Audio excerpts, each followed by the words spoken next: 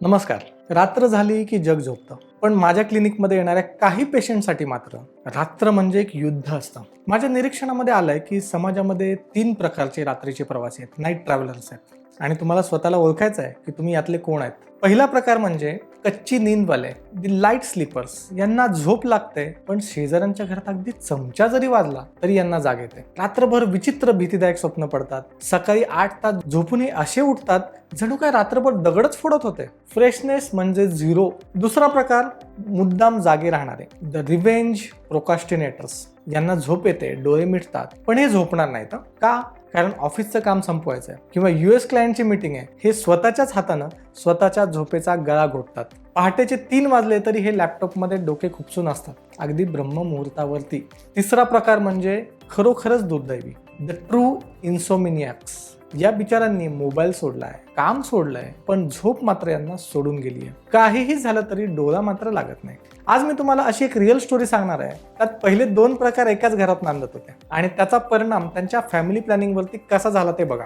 रात्री अधेमध्ये कधी सुद्धा जाग येते आणि मग कितीही प्रयत्न केला तरी सकाळपर्यंत डोळा लागत नाही. मित्र, फक्त झोप न येणे हे नाहीये. हे लक्षण आहे तुमच्या शरीरामधील वातदोष आणि मनातील रजोगुण वाढला याचा. त्यामुळे झोपेच्या गोळ्या घेण्यापूर्वी एकदा निसर्गाचा नियम समजावून घ्या. नमस्कार, मी डॉक्टर प्रवीण पाटील आणि आपण आज पाहणार आहोत की मनाला शांत करून एखाद्या अगदी लहान बाळासारखी गाढ झोप कशी मिळवायची. त्यासाठी एक केस स्टडी पाहूया. म्हणजे गोष्टच समजा. माझ्याकडे सागर आणि प्रिया नावाचे दोघे आले होते. दोघेही हाय प्रोफाईल IT प्रोफेशन्स, नवरा बायको.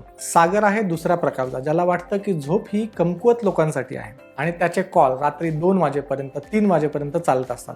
आणि प्रिया आहे पहिल्या प्रकारची, जिला लॅपटॉपच्या कीबोर्डचा सुद्धा आवाज किंवा स्क्रीनचा प्रकाश सुद्धा झोपू देत नाही. आता त्यांची मुख्य समस्या झोप नव्हतीच. ते गेल्या 3 वर्षापासून दुसऱ्या बाळासाठी, सेकंड चाइल्डसाठी प्लॅन करत होत्या, पण यश येत नव्हतं. प्रिया रडत रडत म्हणाली, डॉक्टर आमचे सगळे रिपोर्ट नॉर्मल आहेत, मग बाळ का बरं राहत नाहीये? सागर म्हणाला, डॉक्टर आम्ही इतके बिझी असतो की आम्हाला एकमेकांशी बोलायला सुद्धा वीकेंडची वाट बघावी लागते. मी ज्यावेळेला त्यांची नाडी बघितली त्याला सागरच्या नाडीमध्ये अतिचिंता, अतिउष्णता म्हणजे हाय पित्त वात होते. जागरणामुळे त्याच्या शरीरामधील शुक्र धातू, रिप्रोडक्टिव्ह टिश्यूज वृक्ष झालेले होते आणि प्रियाची नाडी होती भय आणि वातप्रधान. अपुऱ्या झोपेमुळे तिचे हार्मोन्स पूर्णपणे बिघडले होते. आयुर्वेद सांगते, निद्रायतम सुखम दुःखम पुष्टिकाश्यम बलाबलम वृषता क्लिबतः. म्हणजे तुमची प्रजनन क्षमता, फर्टिलिटी ही पूर्णपणे तुमच्या झोपेवरती अवलंबून आहे. मी त्यांना औषधाबरोबरच एक कडक लाईफस्टाईलचं प्रिस्क्रिप्शन दिलं. औषधं म्हणून आम्ही त्यांना पंचगव्य, नस्य, नंदी अर्क, शिलाजीत, अश्वगंधा, नारी संजीवनी सगळं सुरू केलं.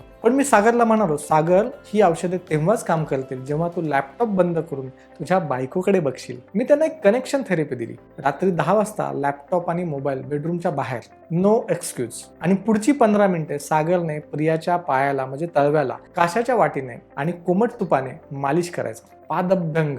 आणि प्रियाने फक्त ते प्रेम आणि शांतता अनुभवायची, एवढंच. तुम्ही विश्वास नाही ठेवणार, ज्या पायांना स्पर्श करायला सागरला 3 वर्ष वेळ नव्हता त्या स्पर्शाने जादू केली. सागरचा स्पर्श होताच प्रियाचा स्ट्रेस विरघळून गेला, तिला सुरक्षित वाटलं. ती 10 मिनिटात शांत झोपली आणि सागर मालिश करता करता ऑफिसचे सगळे विचार थांबले आणि त्याला सुद्धा झोप लागली. 1 वर्षाच्या आतच प्रियाने गोड बातमी दिली होती. त्यांना फक्त औषधांची गरज नव्हती, तर झोप, लाईफस्टाईल आणि त्यांच्या लाईफस्टाईलनुसार डाएट, त्याचबरोबर विश्रांती आणि एकमेकांच्या सहवासाची सुद्धा गरज होती. आता या कथेतून आपण काय बरं शिकलो? जर तुम्हाला फॅमिली प्लॅनिंग करायचं आहे तर सगळ्यात आधी स्लीपिंग प्लॅन फिक्स करा. आता टाईप 1 मधले लोक कसे असतात? स्वप्न पडणारे, कच्ची झोप. यामध्ये काय होतं, तुमचा वातदोष वाढतो, मेंदू कोरडा पडल्यासारखं होतं.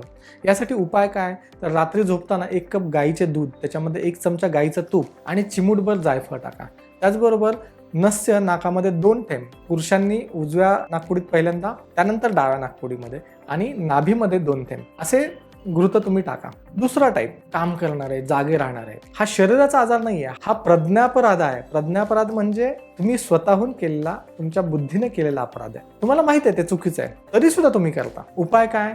Digital sunset. सूर्य मावळला की 2च तासामध्ये स्क्रीन बंद करायची. ऑफिसचे काम ऑफिसमध्येच ठेवा. बेडरूम ही तुमच्या ऑफिसच्या कामाची जागा नाहीये. तिसरा टाईप म्हणजे ज्यांना झोपच येत नाहीये. हा जुनाट वात आणि पित्ताचा प्रकोप आहे. उपाय काय? दुधाची आणि पंचगव्य शिरोधारा, पंचकर्म, अश्वगंधा आणि ब्राह्मी अर्काची गरज आहे. आहे. याचबरोबर ब्राह्मीयुक्त पंचगव्य नस्यघृत तुमच्या नाकामध्ये टाकलं पाहिजे आणि त्याचबरोबर डोक्याला सुद्धा रोज रात्री ब्राह्मी तेलाने मालिश करणं गरजेचं आहे. शेवटी काही क्विक टिप्स सुद्धा पहा, मूवीपेक्षा नातं महत्वाचं आहे. मला सांगा, रात्री स्क्रीनवरती दुसऱ्याची लव्ह स्टोरी बघण्यापेक्षा स्वतःची लव्ह स्टोरी जागा ना. जोडीदाराशी संवाद साधा. टीव्ही पेक्षा वाचन आणि टीव्हीचा ब्ल्यू लाईट तुमचं मेलाटोनिन, स्लीप हार्मोन्स मारून टाकतो. त्याऐवजी तुम्ही पुस्तक वाचा, म्युझिक ऐका. मानसिक त्रासाबरोबर मनन आवश्यक आहे. दिवसभर काय वाईट झालं हे आठवण्यापेक्षा आज चांगलं काय झालं याचं चिंतन करा. जर तुमच्याकडे अमृतधारा असेल तर खूप डोकं जड झालं असेल तर ते तुमच्या उशीला किंवा कपाळाला थोडंसं लावा. अमृतधारा लावल्यानं त्या वासानं तुमचं मन सुद्धा शांत होईल.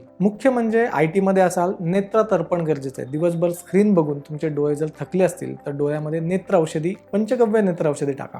झोप ही निसर्गाची सर्वात मोठी भेट आहे आणि नवीन जीवाला जन्म देण्यासाठी तर ती अत्यंत आवश्यक आहे आणि गरजेची आहे. सागर आणि प्रियासारखं तुमच्याही बेडरूम मधून तुम्ही कामाचा ताण पूर्णपणे बाहेर काढा आणि शांततेला आत घ्या. लक्षात ठेवा, झोप ही एक तपश्चर्या आहे आणि तिला बळजबरीनं नाही आणता येत. तिला तुम्हाला शरण जावं लागतं, सरेंडर व्हावं लागतं. जर तुम्हालाही झोपेचा किंवा इन्फर्टिलिटीचा सुद्धा त्रास असेल तर आम्हाला संपर्क करा. आपण नक्कीच उपाय शोधू. तोपर्यंत शुभरात्री आणि शुभ स्वप्न. धन्यवाद.